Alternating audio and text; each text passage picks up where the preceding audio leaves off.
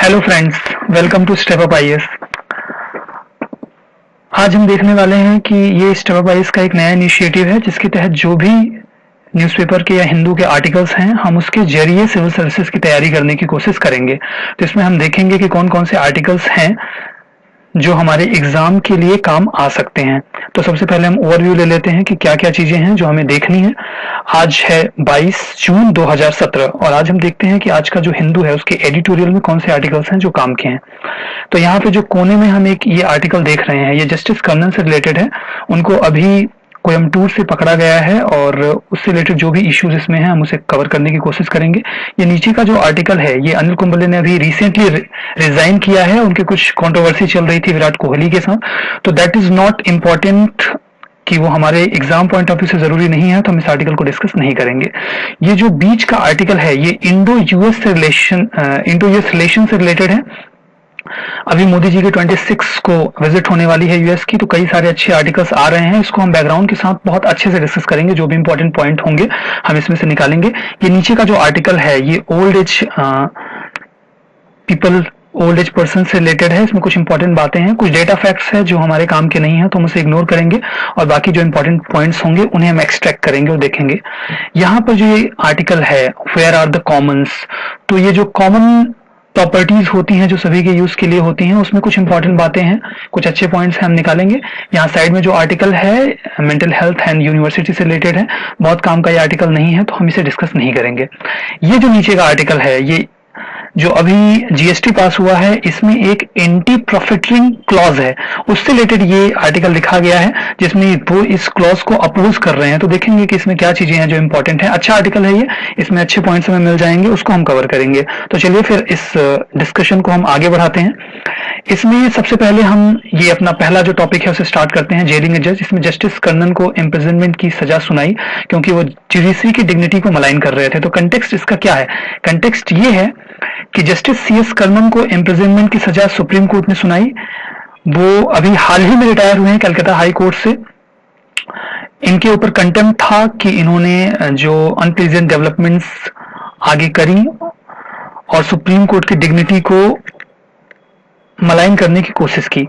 ये कंटेक्स्ट हो गया। आर्टिकल में क्या क्या बातें हैं, कुछ एलिगेशंस इन्होंने लगाए हुए थे काफी लंबे समय से सुप्रीम कोर्ट के जजेस के ऊपर। चीफ जस्टिस ने काफी कोशिश की, कई सारे एफर्ट्स किए गए कि इनको डिसिप्लिन में लाया जा सके, लेकिन वो ऐसा करने में कामयाब नहीं हुए। वैसे जो आर्टिकल है ये अपोज कर रहा है कि उनको 6 मंथ की जो इम्प्रिजनमेंट सुनाई गई है वो सही नहीं है, क्योंकि जो इनका अभी रिटायरमेंट होने वाली थी दैट वाज नॉट नेसेसरी। जो उनकी रिटायरमेंट थी वो खुद ही बहुत डिसऑनर के साथ थी, तो that was enough punishment for him.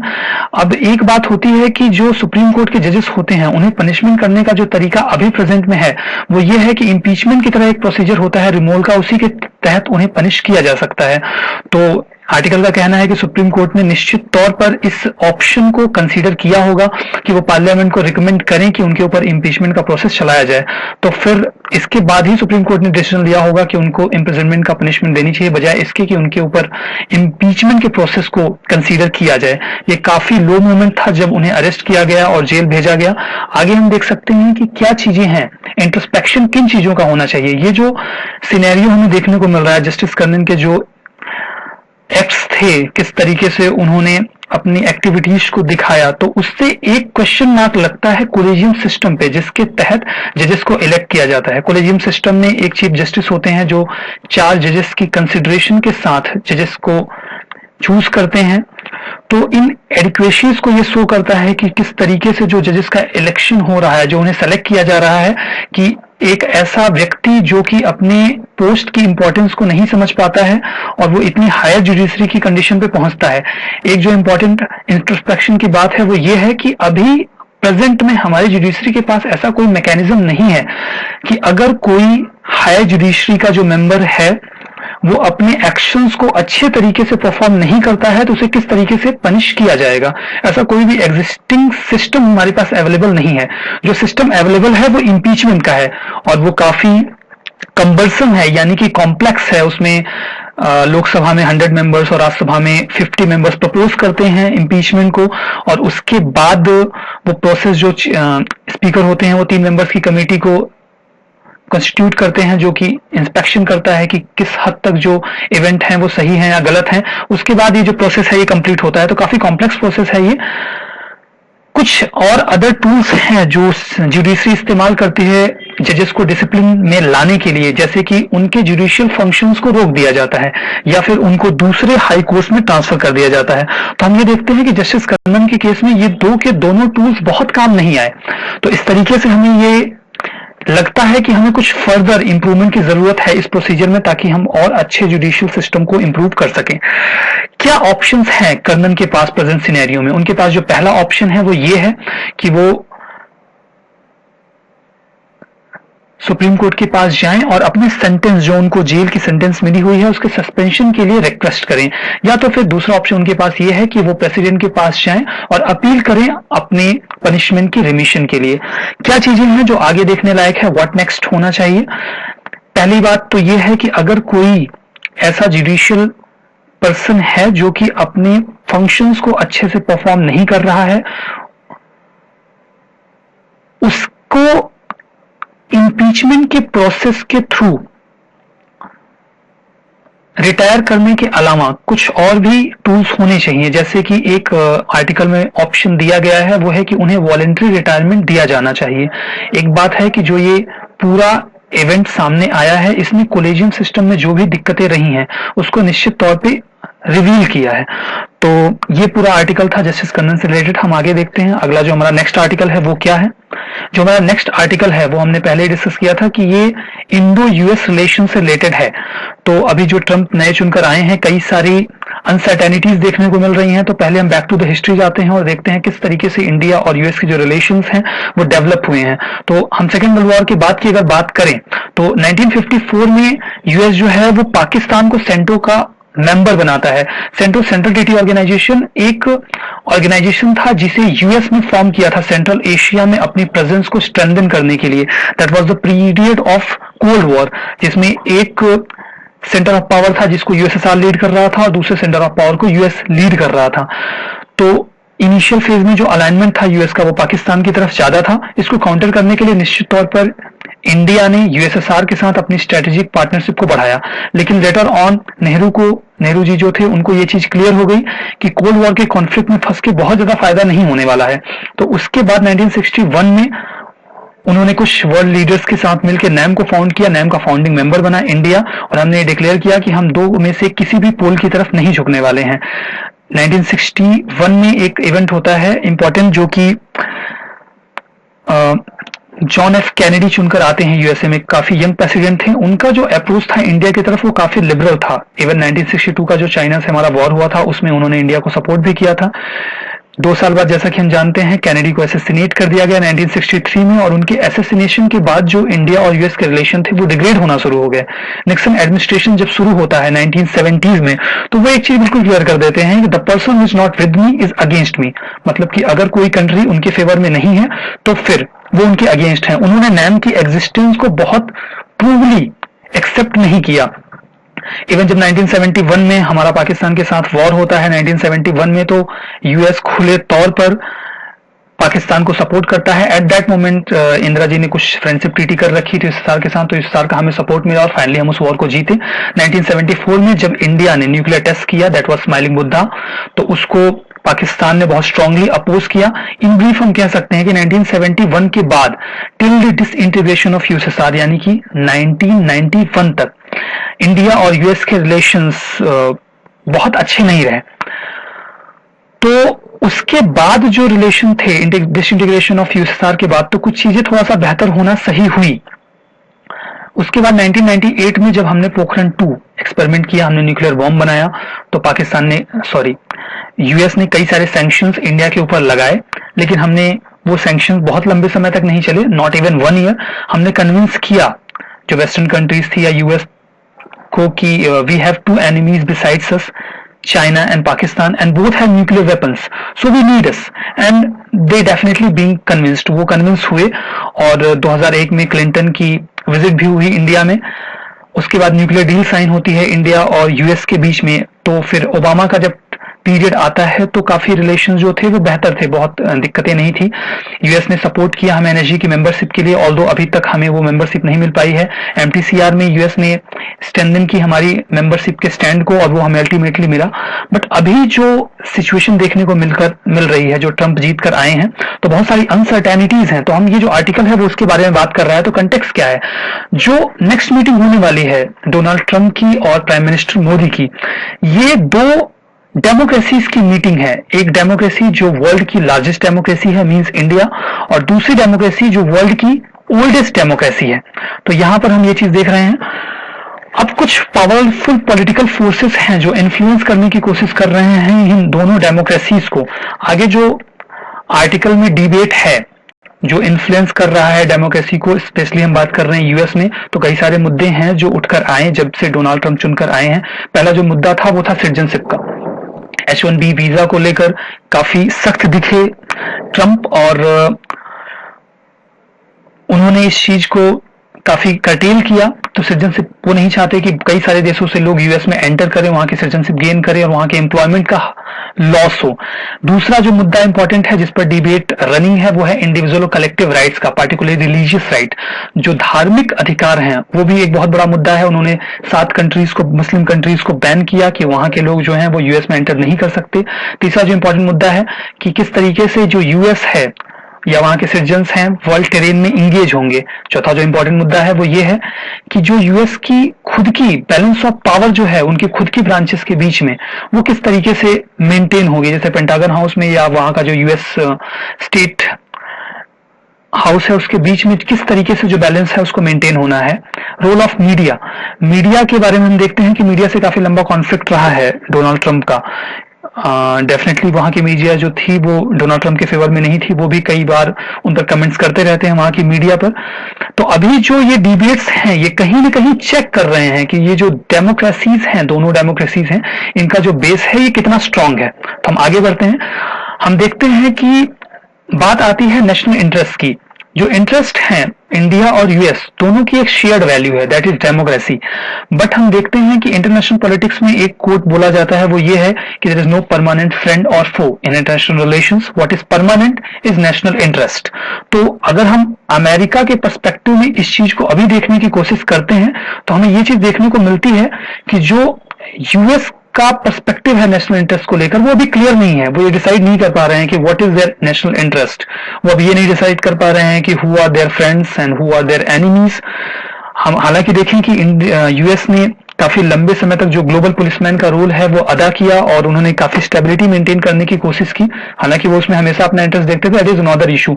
तो जो इंडियन कमेंटेटर्स हैं उन्होंने हमेशा इस चीज के लिए अप्रिसिएट किया है यूएस को, जो उन्होंने अपना रोल ग्लोबल पॉलिटिक्स में प्ले किया है।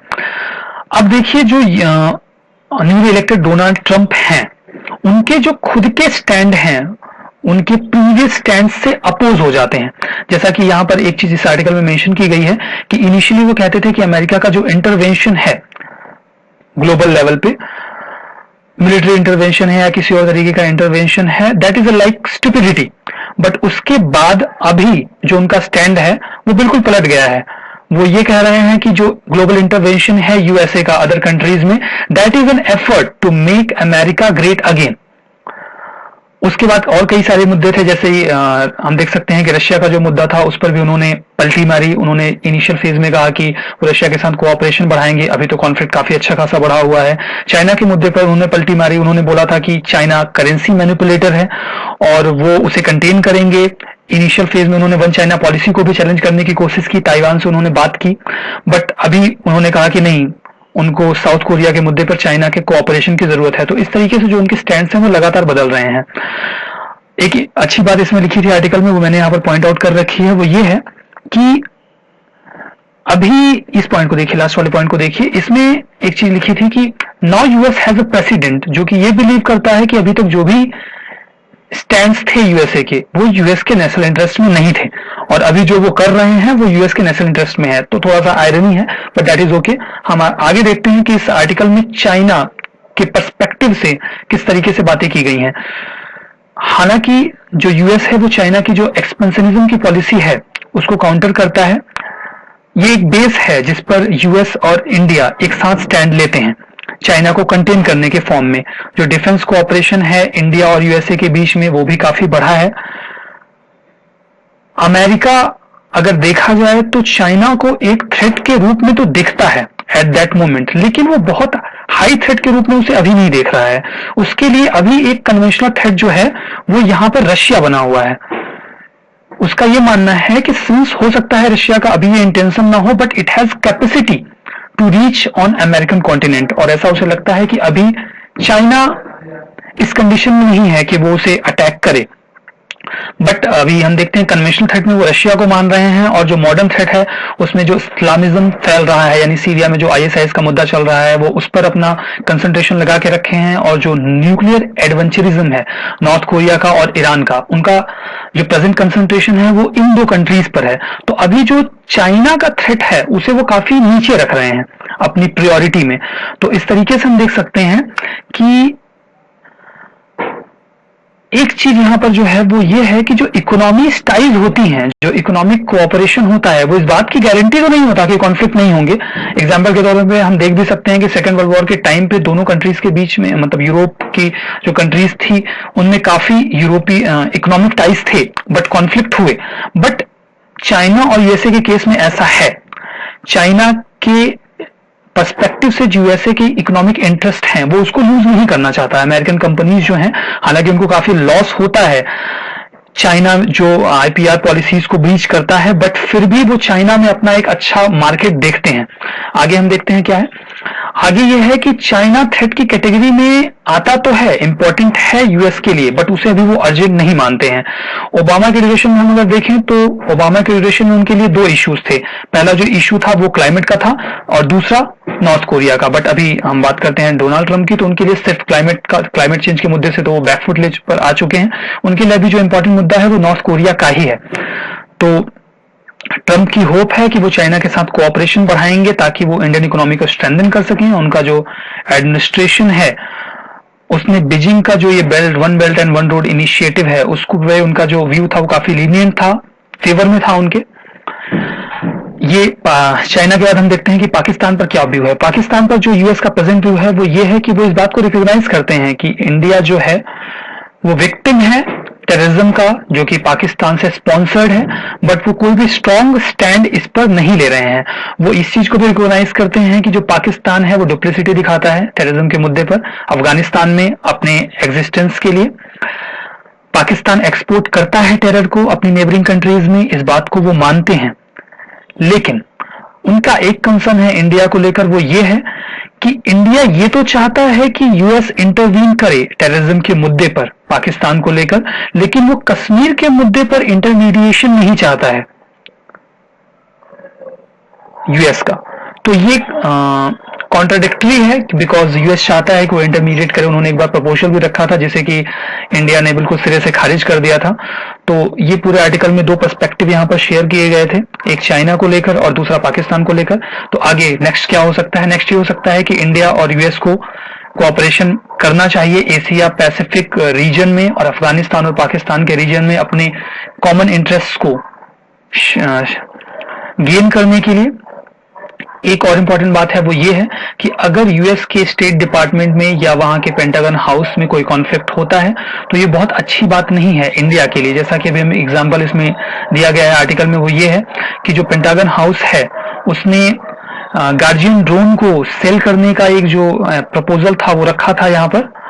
ये गार्जियन ड्रोन का प्रपोजल वहां के पेंटागन हाउस ने रखा था, लेकिन उसे वहां के स्टेट डिपार्टमेंट ने खारिज कर दिया, उसे रेड फ्लैग दिखा दिया। और उन्होंने ये बोला कि ये जो इस तरीके की जो टेक्नोलॉजी है वो जो यूएस के क्लोज एलाई हैं जैसे कि साउथ कोरिया, सिर्फ उन्हीं को दिया जा सकता है। तो इस तरीके का कॉन्फ्लिक्ट हमारे फेवर में नहीं होगा, हमें उन चीजों को भी देखते रहना है। तो ये रहा इंडिया और यूएसए का जो रिलेशन था आज के आर्टिकल में, हमने उसे डिस्कस किया। हम देखते हैं अगला आर्टिकल जो हमारा है वो high cost of ageing related to senior citizens. तो इसमें देखिए जो पहली लाइन थी बहुत ही अच्छी लिखी गई थी, the national health policy 2017 is long banalities and short specifics, मतलब जो हमारी पॉलिसी में बातें कही गई हैं वो बहुत ही जनरल हैं, कुछ स्पेसिफिक बातें नहीं कही गई हैं, जैसे creation of public health management, intervention from early detection of, वो जो डिसीज है उनको अर्ली फेज में ही डिटेक्ट कर लेंगे, और उसके बाद जो डिसीज है उसको ट्रैक करेंगे, उसका क्या बिहेवियर है, क्या उस पर प्रोग्रेस वगैरह हो रही है। तो बहुत ही नॉर्मल सी बातें यहाँ पर की गई हैं, इसमें कुछ स्पेसिफिक नहीं किया गया है। इसके आगे अगर हम देखें तो जो सीनियर सिटीजन्स हैं उनके बारे में बहुत कम बातें यहाँ पर की गई हैं। सीनियर सिटीजन यानी कि जो 60 ईयर्स से ऊपर के लोग हैं, और देखा जाए तो जो प्रॉब्लम है सीनियर सिटीजन्स में वो मेजरली नॉन कम्युनिकेबल डिसीजेस हैं, जैसे कि डायबिटीज वगैरह हैं, ये नॉन कम्युनिकेबल डिसीजेस हैं। फॉर एग्जांपल हम कह सकते हैं सीनियर सिटीजन्स के लिए बहुत दिक्कत हो जाती है जब उनको फैमिली का सपोर्ट नहीं मिलता, और हम देखें तो ओल्ड एज जो होम्स हैं, इनकम सिक्योरिटी भी नहीं है उनके पास, ओल्ड एज होम्स जो हैं उनकी भी काफी स्कैर्सिटी है। यूएन पॉपुलेशन का एक सर्वे है, कई सारी फैक्चुअल डिटेल्स हैं इस आर्टिकल में जो हमारे काम की नहीं होंगी, लेकिन कुछ जनरल डिटेल्स होती हैं जिसे हम अपने आंसर में स्टार्ट करने, इंट्रोडक्शन में यूज कर सकते हैं, एग्जाम्पल देने के लिए इस्तेमाल कर सकते हैं। जैसे कि 2011 में जो डेटा था 60 ईयर्स के ऊपर के लोगों का, वो अप्रोक्सीमेटली 8% था हमारी पॉपुलेशन में, जो कि 2015 तक 19% हो जाएगा। तो ऐसा डाटा है जो हम इस्तेमाल कर सकते हैं। इसके अलावा हम देखते हैं कि कई सारी प्रॉब्लम्स होती हैं, जो सीनियर सिटीजन्स हैं उनकी पॉपुलेशन इंक्रीज हो रही है। इस आर्टिकल में उसके दो रीजंस बताए गए हैं। पहला तो जो लाइफ एक्सपेक्टेंसी है वो बढ़ रही है, मतलब लोगों की जो जीने की उम्र है वो ज्यादा हो रही है, और जो फर्टिलिटी है वो डिक्लाइन हो रही है। तो इस वजह से जो ओल्ड एज पीपल हैं उनके नंबर में इंक्रीज देखने को मिल रहा है। एक क्वेश्चन है यहाँ पर कि अगर ओल्ड एज पीपल बढ़ रहे हैं तो क्या उनकी हेल्थ की कंडीशन भी इनहेंस हो रही है? तो डेफिनेटली जो जवाब है वो है नहीं। उनकी जो हेल्थ है वो बहुत अच्छी नहीं हो रही है। हम यहाँ पर एक चीज और देखते हैं कि 60 प्लस जो लोग हैं उनके ऊपर डिसेबिलिटीज का बर्डन ज्यादा होता है, और जो उनकी डेथ होती है वो अप्रोक्सीमेटली कुछ जो डिसेबिलिटीज होती हैं ओल्ड एज होने की वजह से, उनकी वजह से होती हैं, जैसे कि सुनने में उनको प्रॉब्लम होती है, देखने में, चलने में उनको दिक्कत होती है। डिसेबिलिटी को यहाँ पर डिफाइन किया गया है इस आर्टिकल में, एक अम्ब्रेला टर्म इसमें बोला गया है इम्पेयरमेंट के फॉर्म में, कि पार्टिसिपेशन रिस्ट्रिक्शंस, वो किसी चीज में अगर पार्टिसिपेट नहीं कर पाते हैं, दैट इज डिसेबिलिटी, जिस तरीके से इसमें डिफाइन किया गया है। दूसरा, अगर वो सीनियर सिटीजन्स की हम बात करते हैं तो सीनियर सिटीजन्स के लिए डिसेबिलिटी को इस तरीके से डिफाइन किया गया है कि वो अपनी डेली लाइफ में चीजों को करने में, डेली लिविंग में, एक्टिविटीज ऑफ डेली लिविंग में कितनी प्रॉब्लम को फेस करते हैं, that is disability for older persons. तो ये चीजें हम देख सकते हैं कि वो कितना डिपेंडेंट हैं दूसरे लोगों के लिए अपनी डेली लाइफ में। तो क्या नेक्स्ट हो सकता है ओल्ड एज पीपल की प्रॉब्लम्स को सॉर्ट आउट करने के लिए? मतलब लड़कियां बोलती हैं यार, ऐसे तो लड़के तो नहीं बोलते हैं। ओल्ड एज पेंशन को इंक्रीज करने की जरूरत है, बिकॉज फाइनेंशियल सिक्योरिटी नहीं होती। जो गवर्नमेंट जॉब में लोग हैं उनके लिए तो इकोनॉमिकल सिक्योरिटी होती है लेटर ऑन, जब वो 60 प्लस के होते हैं, लेकिन जो अनऑर्गेनाइज सेक्टर में हैं उनके लिए इनसिक्योरिटी होती है। तो ओल्ड एज पेंशन भी इतनी सफिशिएंट नहीं होती कि उनकी जरूरतें पूरी हो सके, उसको बढ़ाने की जरूरत है, प्लस उसका एक्सपेंशन करने की जरूरत है, मतलब ज्यादा से ज्यादा लोगों तक ये जो ओल्ड एज पेंशन है वो पहुंचनी चाहिए। हेल्थ इंश्योरेंस होना चाहिए ताकि अगर उनको हेल्थ रिलेटेड कोई प्रॉब्लम होती है तो उसे डील कर सके, जो अथॉरिटीज हैं, हॉस्पिटल अथॉरिटीज हैं, वो उनकी हेल्प कर सकें। पब्लिक स्पेंडिंग को भी बढ़ाने की जरूरत है जो कि सीनियर सिटीजन्स को टारगेटेड हो। केयरफुल अटेंशन दिया जाना चाहिए ऐसी डिसीजेस पर जो कि ओल्ड एज लोगों को परेशानी में डालती हैं या उनकी हेल्थ को अफेक्ट करती हैं। तो ये आर्टिकल था जो ओल्ड एज लोगों पर था, हमने इसको डिस्कस किया। अगला आर्टिकल हम देखते हैं जो ये कॉमन्स पर, वेयर आर द कॉमन्स एक टाइटल है, तो इस पर ये आर्टिकल है। इसमें बहुत अच्छे से स्टार्ट किया गया है कि आप इमेजिन कर सकते हैं कि जब ह्यूमन सिविलाइजेशन का इवोल्यूशन हो रहा था तो क्या कहीं पर कोई बैरियर्स थे लैंड पर? एग्जैक्टली नॉट, कोई भी बैरियर्स नहीं थे कोई भी फेंसेस नहीं थी। लेकिन जैसे जैसे ह्यूमन इवोल्यूशन होता है कई तरीके के बैरियर्स जो हैं वो लैंड पर आने लगते हैं। ह्यूमन सिविलाइजेशन के डेवलप होने के बाद भी हमने इस चीज की इंपॉर्टेंस को महसूस किया, जबकि हमने कई सारी फेंसेस बनाई, लैंड ओनरशिप का रिकॉग्नाइज किया जाने लगा, फिर भी हमने इस चीज की इंपॉर्टेंस को रिकॉग्नाइज किया कि कुछ कॉमन लैंड होनी चाहिए जिसे हर लोग यूज कर सके।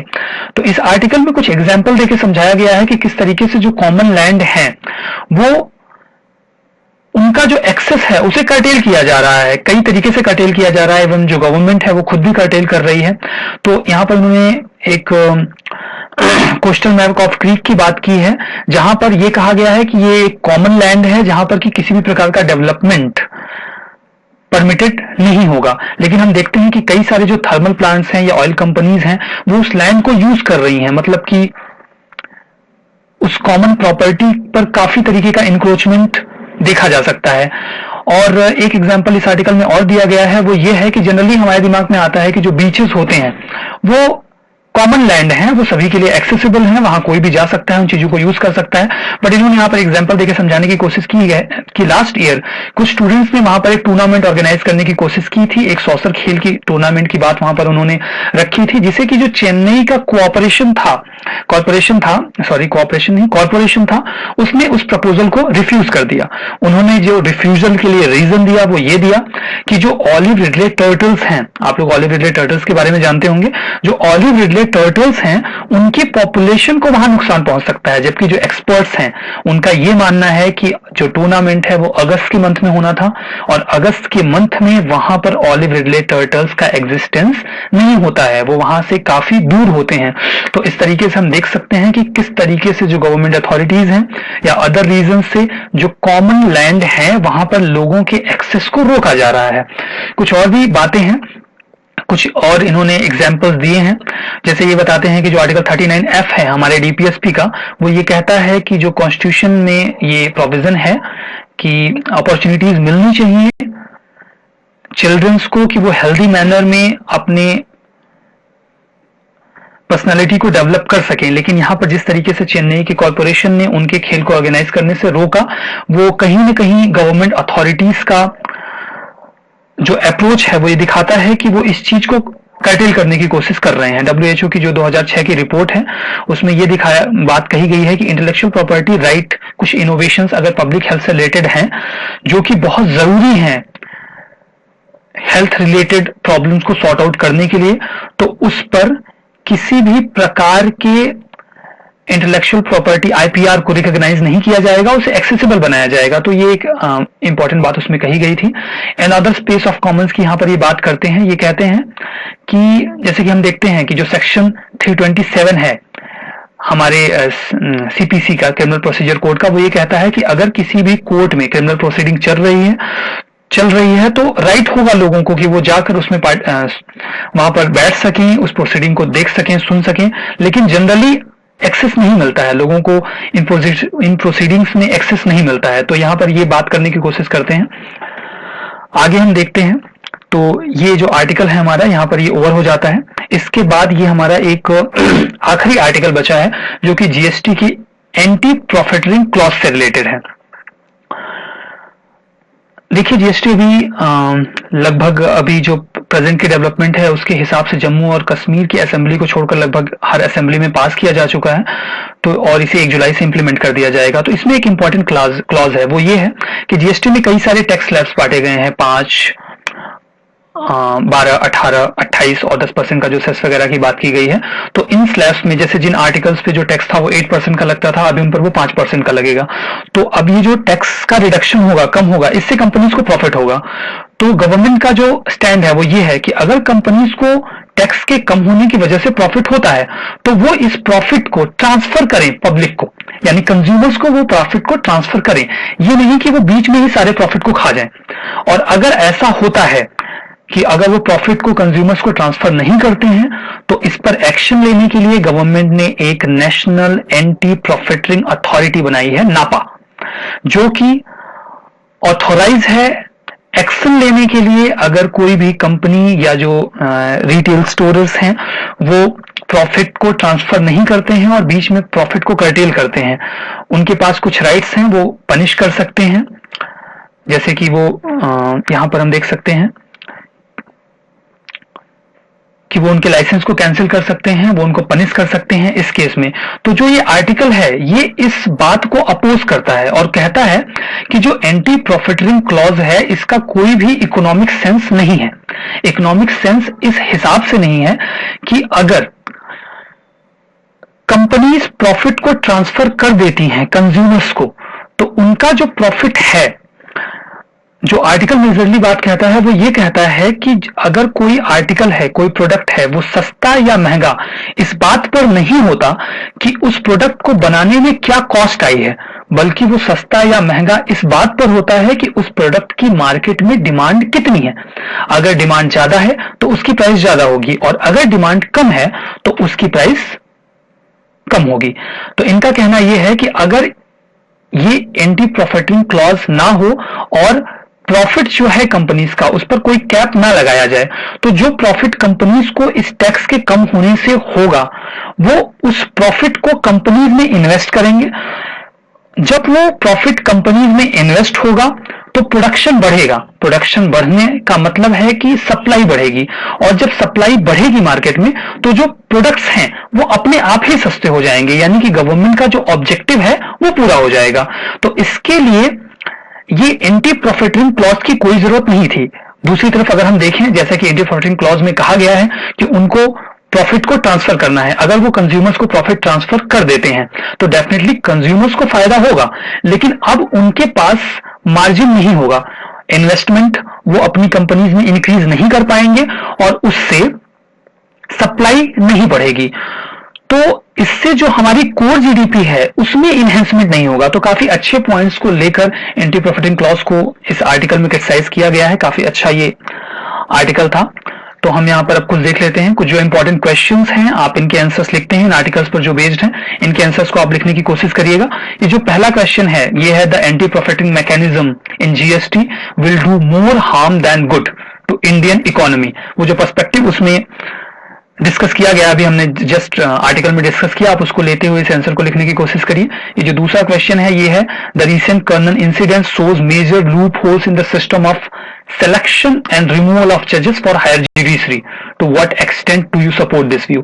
तो इस क्वेश्चन को आप देखिए, कोलेजियम सिस्टम में हमने कुछ बातें की थी कि क्या क्या दिक्कतें कोलेजियम सिस्टम में है, कि कोई भी जो अथॉरिटी है वो इतनी हायर पोस्ट पर पहुंच जाता है और अपनी पोस्ट को रेस्पेक्ट नहीं करता है। तो आप कुछ और पॉइंट्स अरेंज करके इस आंसर को लिखने की कोशिश करिएगा। जो तीसरा क्वेश्चन है ये है, seeing the major strategic locations of India and its emergence as economic force in South Asia together with insecure world, it will be very difficult for US to increase the gap between India US ties.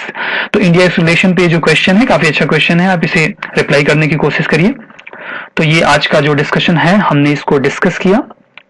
तो thank you very much. बाकी और details अगर आपको चाहिए तो आप इस www.stepwise.com पे विजिट कर सकते हैं। Thank you very much for watching this video. Thank you.